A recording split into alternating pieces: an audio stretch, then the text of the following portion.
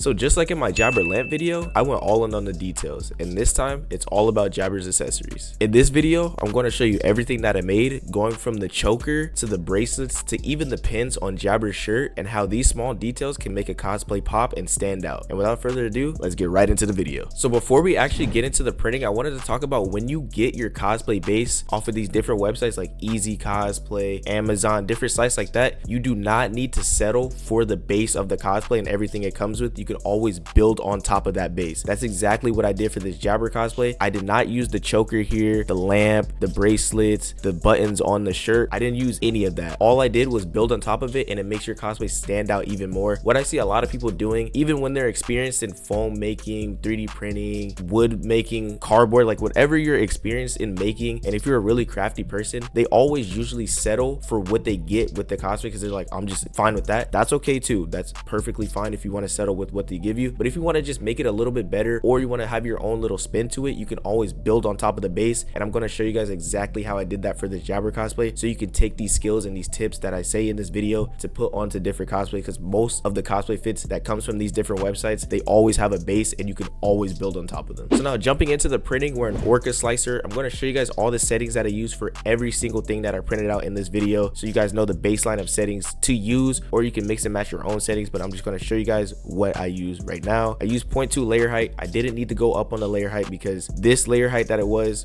perfect. There's not too many details on all of these accessories. They're kind of flat, so I didn't need to use anything lower like 0.18 or 0.16. Kept it at 0.2. Seam line is always in the back. It's easier to sand the seam line in the back where it's not showing than have it in the front where it's going to be showing everywhere. So I always put the seam line in the back or the sides, never the front. Then moving on to the strength, I use 5 walls. I wanted all these accessories to be very strong. I did not want anything to break on me, snap, or anything like that, especially since they're so small. So I wanted everything to be as strong as possible. As well as that, I did 10% infill. You know about the infill in every one of my videos. I always talk about how I want it to be strong internally, and with the wall supporting it, I always want it to be very strong. Moving on from that, I use gyroid. I stopped using cubic subdivision or any other infill pattern just because it never really works and it doesn't do as good as gyroid, so I always use gyroid. If you have another one that works for you, stay with that. I just like gyroid for personal preference. Moving on to the speed, nothing too crazy. The speed has always been the same, 80 on my V3 Plus and 100 on my K1 Max. You guys might be like, you can go way faster than that, especially on those printers. I know, I was just on cruise mode because I didn't need to rush anything out or get anything out as fast as possible, so I just left it at 80 and 100 for both. But I used everything on my V3 Plus. I did not use my K1 Max for this project. It was always 80 millimeters a second. Support, I always stay on tree support, always on tree support. Normal supports work, but tree supports are just the dominant support right now. If a new support comes out that's better, I will move on to that, but tree supports have been always working for this entire time and everything that I do. I use no brim. Every other detail really doesn't matter. These are normal. And I use for my raft 2 layers for my raft, just to make sure my object is more adhesive onto the build plate. You do not need a raft, to be honest with you. You really don't need one, but if you want your stuff to be a little more adherent to the plate and you don't want that worry risk of like stuff snapping off, I recommend you use 1 to 2 rafts. But that's it for the settings. Pretty basic settings. There's not really much to it. You can really tweak anything you really want to, but Orca slicer settings, they're kind of just there to make it look intimidating and to give you the most creative direction with your settings. But as long as you have like the basic settings down, you don't really need to change anything. But without further ado, without me yapping about this, let's get right into what I actually did to print everything out. So as you guys can see, this is Jabber's choker that he wears around his neck. The model came in 2 different parts and is connected by magnets. So all I did was I angled it up like this. Always print standing up because you maximize the quality of your print while retaining a little bit of the strength. Now obviously it's not going to be as strong as if you were to print it laying flat. For this, I wanted to maintain as much quality as I can, so it's an easier time for me when I'm out sanding it, because you know, I'm a little bit lazy. I don't really want to work too hard on the sanding part, and if you guys know, I hate sanding, so I want to mitigate as much sanding that I need to do as possible. So I printed it standing up just like this, nothing crazy. And honestly, it took 2 hours to make this.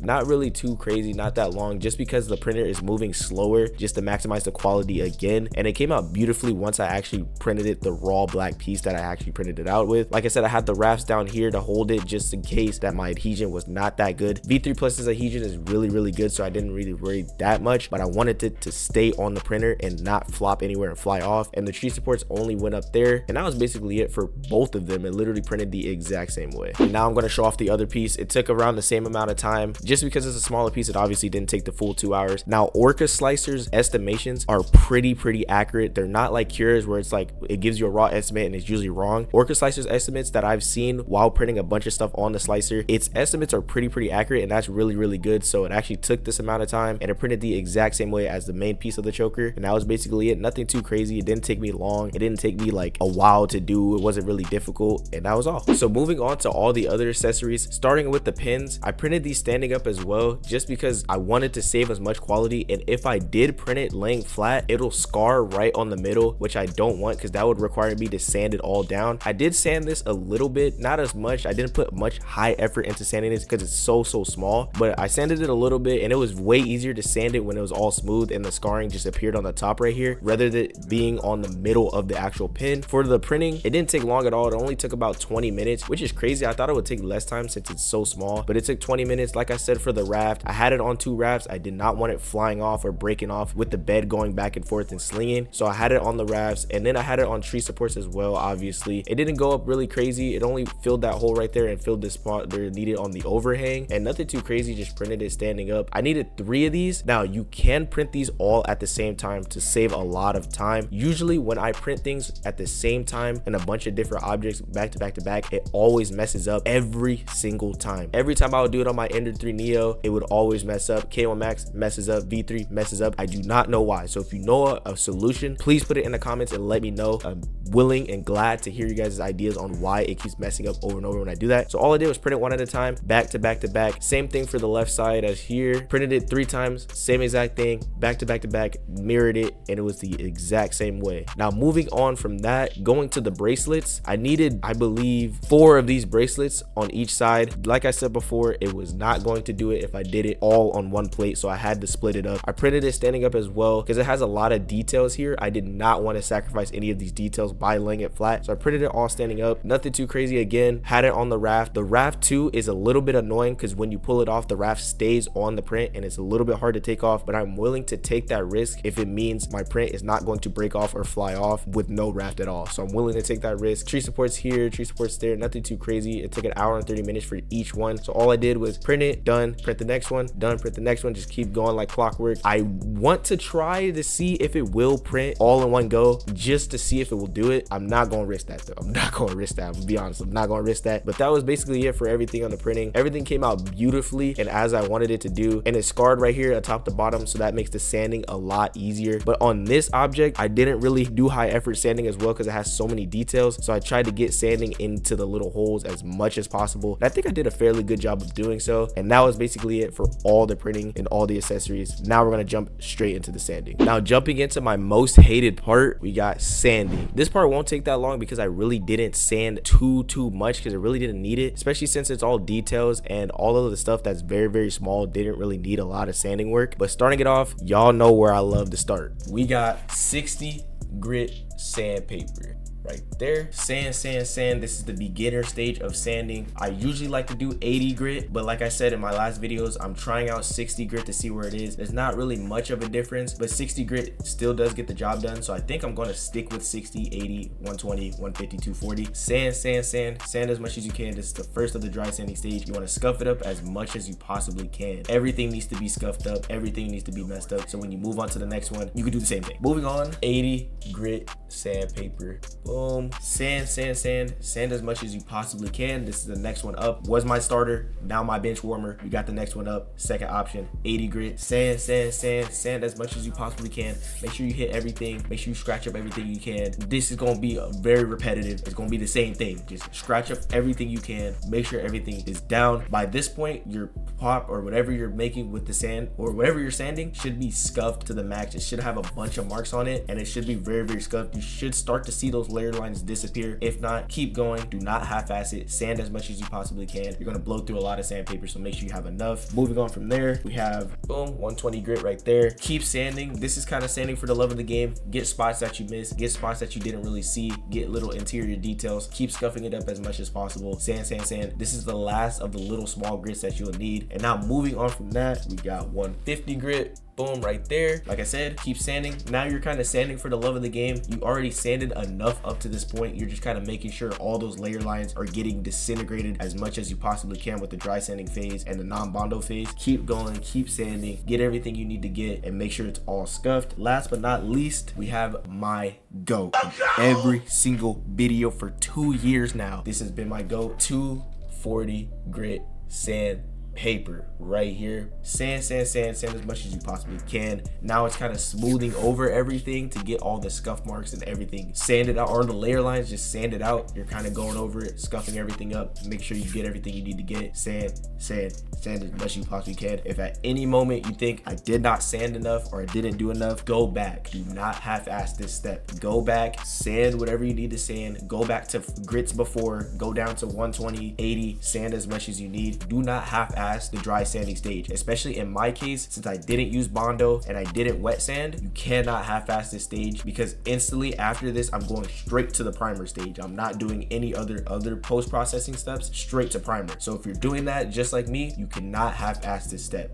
I repeat, do not half-ass this step. Go crazy, go back. If you see anything like, I messed up this part, I messed up this part, like I said, go back and do it again, because you will not have the chance to fix anything. You will not have the chance to wet sand. You will not have the chance to bondo. You will not have the chance to do any of that. So just go back and do what you need to do. If you do want to bondo, you can. You can always bondo it. You can always wet sand it. This is what I did. I did not do any of that, and it still came out beautifully. I'll show you guys right now. You guys really get to see. This is with no bondo work. That's probably the best we're gonna get. But you cannot see any layer lines. I did not bondo this. I did not wet sand it at all. So you do not need to, but if you feel the need to want to make it as clean as possible, go ahead and wet sand, go ahead and bondo. I just did it in my case, and that is all for the sanding. That's literally it. Moving on from that, we are now into the painting. But before we actually get into the core paints, we gotta talk about my classic legend, Rust-Oleum Filler Primer. Let me see if I can get a good view of that. If not, I'll throw a picture up.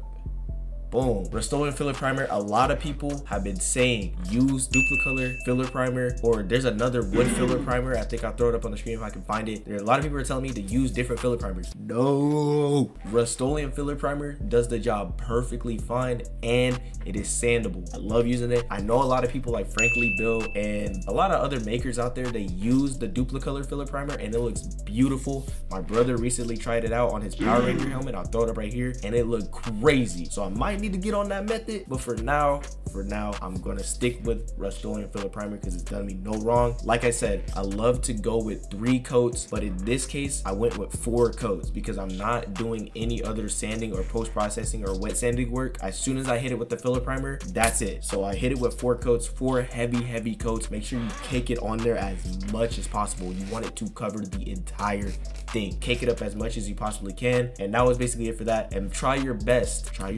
not to mess up the painting process, because like I said, you will not be wet sanding. You can wet sand actually, but if you're in my case and you don't want to do that, you won't be wet sanding. So whatever your thing comes out, whatever the primer comes out, if it comes out runny because you messed it up, comes out thin, that's the final product that you're getting. So try your hardest to get it as perfectly as you possibly can. I've done a great job with it and I've seen no problems. It came out really smooth, surprisingly super smooth. So I didn't need to wet sand it, and of course I didn't put bondo on it at all. For the choker, we got my goat. If you watched this video of Crollo's book that I made a while ago, you know that I had claret wine paint. This is the perfect paint for this. It's not gonna, oh there we go, I put it up on the screen also. This was the perfect paint. I used this for my jabber claws, and now I used it for my choker. This was the perfect color that I needed. I had this lying around for years just sitting there, and it came clutch, and it still has a little bit left, but that was the perfect thing. I'm stuck with Rust-Oleum this entire project. I didn't need to use any other spray paints or any other product. Rust-Oleum is truly the go of the spray painting stuff. Moving on from that, we got the bracelets here. For the bracelets, you guys know my method. I used it for Prowler as well. White gloss base coat, metallic chrome overcoat. That's exactly what I did here. I used this white gloss paint right here, the 2x extra. I usually use a different white gloss, but it doesn't really matter what white gloss you use. This one just covers a lot more, and it's a base coat as well. And then from there, I used the GOAT, the legend, metallic Rust-Oleum chrome. right here. I put on 3 coats of white gloss, 3 coats of metallic chrome for the overcoat. You can do less of the base coat and more of the overcoat. What I found out that this metallic chrome does not like base coats. It does not like any base coats. It will not stick. It will take a long time to dry, a very, very, very long time to dry. So you need some time to let it sit, let it cure, and let it dry on its own. It does not like to dry or sit on top of other paints. Once you use this metallic chrome, it has to be the only one you use. So what I'm going to start doing from now on is I'm using graphite powder. I'm moving on from the metallic chrome and the white gloss. For some stuff that I can get away with it, that I don't need to really touch it as much and get my fingerprints and stuff on it, and I can actually let it dry, I'll use this. But for most things, graphite powder has blown my expectations out of the water. So I will always be using graphite powder for everything that I do from now on. Moving on, for the last thing, I used the metallic chrome method for the little pins as well. There we go. This was an extra pin I had lying around, so I didn't really need it. For the other pins, it's the exact same thing. I used the metallic chrome method, and I had some hand paint. I'll throw it up right here. It's gone because my brother needed it, but I had some gold hand paint that I just put on top of it. It does not like it. Like I said, it does not like when paints are on top of it, and it doesn't like when it's on top of other paints. So it was very, very hard to get the gold to actually stick, but you need to use multiple different coats, and then eventually it'll stick on there. That is about it for all the paints. It wasn't really too hard to paint this. I used the same method for the bracelets. I used the claret wine as the same thing I used for my claws. Everything was kind of just conjoined together. The only thing different that I used was that gold hand paint, but other than that, everything was conjoined together and everything was painted as perfectly as I could possibly get it. And last but not least, we got the assembly of it all. So starting it off with the choker, I got these 5x3mm magnets right here. Boom. There's 2 different holes that involves with the choker, like I said earlier in the video when I printed it out.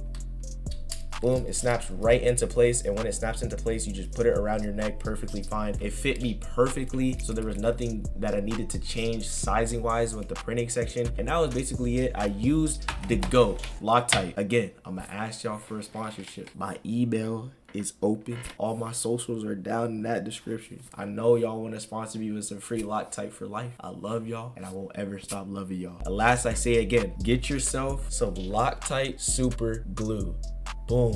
This stuff burns into whatever you're doing, whether that be foam, 3D print, cardboard, wood, whatever you're working with. This will burn into that material and mend it together, and it will never ever come apart. So that's exactly what I did. I glued the little magnet together inside these little holes right here. I glued the magnets in, stuck it together, and once it was glued in, these magnets are not leaving the holes no matter how hard I rip it apart and pull it. Multiple times during my photo shoot, it fell off every single time. There's sand logged in it. So much stuff is in it, and the Loctite still is strong and stayed true. Get yourself some Loctite and make sure you have it perfectly on, and that is it for the choker right here. Now moving on to the shirt, like I said before, I did not use the pins that it came with. I threw the other pins on there. All I did for this was I ripped the original pins that were on there. It was very cheap and easy to rip it off, and I put Loctite and glued it on in place of where the old pins were. Just a little small detail like that that can make this shirt a little bit better and pop a little bit more, because I did not like the pins that it came with and the quality that it came with. I used the Loctite. Like I said, the Loctite is very, very strong on fabric as well, so it mended the plastic and the fabric together and burned it into place, and this is exactly how it came out. Just a little small little detail to help it a little bit more. And shout out to Exhausted Weeb as well. These are where all the files I got was from Exhausted Weeb. Again, just like the lamp, just like the claws, it's the same guy. He had everything to do with Jabber, so it worked out perfectly. I'll throw him in the description. I'll put him up on the screen here with all the files that he has. This dude is amazing. Him and his brother, because him and his brother works on a lot of models together and put out these models. They do a great job. I highly recommend to go check them out with all their files that they got, and I highly recommend to make some of your own like that. But this is just a little detail that can make your cosplay pop. You do not, like I said in the beginning of the video, you do not need to use the base that these cosplay companies give you all the time, because most of the time they're not really the highest quality, or they're not really the greatest, and you can always find loopholes to be creative and make your own thing just like this. So that's basically it for all the accessories and all the assembly of the accessories. For these, I didn't need to assemble these at all. These are the bracelets. All I did was just throw them on my wrist. I did not need to size these at all as well. No, I actually did. That's wrong. I sized these to 80% because they were too big the first time, so I sized them down to 80% and they fit perfectly on my wrist because my wrists are pretty small. They did get messed up during the photo shoot, but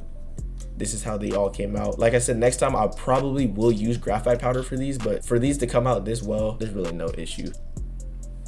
And that is basically it for all the assembly. It wasn't too hard to assemble these all on my all on my cosplay. They were pretty straightforward and pretty simple, pretty easy. Anybody can really do this. Like I said, these are just little bits and pieces of tips and things that you can do to make your cosplay pop even more, and I highly recommend you do it. And that's gonna do it for this video. A quick video just explaining all the accessories and how you can make a cosplay pop without using the base of your cosplay. You can always upgrade and build off the base that they give you. Thank you guys so much for watching this video. I'm gonna try my hardest to edit this video as fast as possible, to get it up as quick as possible. Thank you guys so much for the support on the last video as well. It's going crazy. And my Jabber Claws video, that video is going nuclear, so I can't thank you guys enough. Without you guys, like I say in every video, I would not have the motivation to keep going, the motivation to keep grinding, and to keep getting these videos out. So thank you guys for that. I'm gonna try my hardest to get this video up. I have 8 videos lined up for y'all. I have a whole Boba Fett series coming soon, and I have a Jabber price video coming after this video, so I'm gonna try my best to get it. My brother is moving to Texas. Yes. Is this nigga serious? The master is leaving, so all the knowledge that I have from him, I have to retain it and learn more and keep going and keep grinding, keep getting better, because he is leaving. I can no longer use him for his help, no longer use him for tips and tricks. It's all on me now. I'm gonna try my best to get these videos out. I'm leaving for Texas tomorrow, so I won't be able to edit this video for a good 4 days, so it's gonna be a little while. I'm sorry, just wait on me. As soon as I touch back, as soon as I land back in Cali, I'm going to work my ass off to get this video up. I'm going to try my hardest to get this video done so I can get all the other 8 videos up. I got bangers on the way, I got projects on the way. Just stay tuned. I thank you guys so much for the increase in subscribers. I've been gaining so many subs like recently that I don't even know where y'all are coming from. Welcome to the channel. I'm glad that you're here. If you're watching this video and you're new, throw something in the comment section. Say DMB on top. Just say DMB on top if you're new here. Throw it in the comments. Thank you guys so much for all the support, and I'm gonna get out of y'all hair. With that all being said, with all the new updates, with everything being said, I hope you guys have a great rest of your day, your night, whenever y'all motherfuckers is watching this video. And as always, keep designing, making, and building, and I'll see you guys in the next video. Peace.